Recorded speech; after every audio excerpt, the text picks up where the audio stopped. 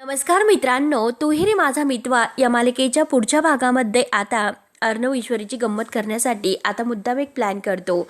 तो आता फोनवर बोलत असतो आणि अगदी म्हणत असतो की किरण खरंच ओके एकदम टॅप.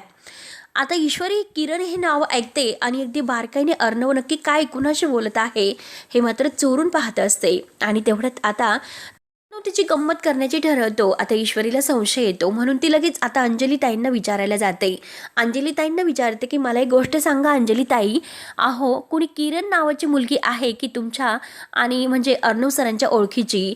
तेव्हा आता अंजली म्हणते की हो आहे ना, अगं ती आपल्या चिंटूची बेस्ट फ्रेंड आहे. आता ईश्वरीला असं वाटते की नक्की आता अर्णव सर तिलाच भेटायला गेलेले आहेत आणि आता त्या दोघंही एकमेकांच्या मिठीत आहे असं तिला वाटतं.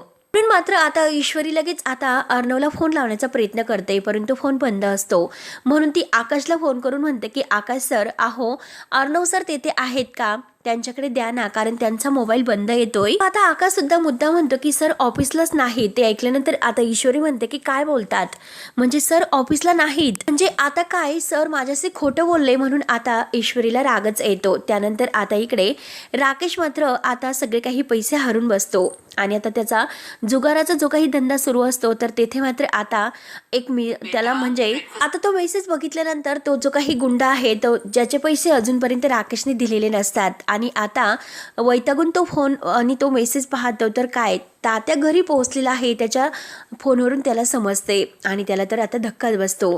तेव्हा आता राकेशचं जे काही भांडं आहे तर आता मात्र ह्या गुंडामुळे ते घरी आता सगळ्यांच्या समोर येणार आहे का हे बघण्यासाठी आपल्या चॅनलला नक्की सबस्क्राईब करत राहा. धन्यवाद.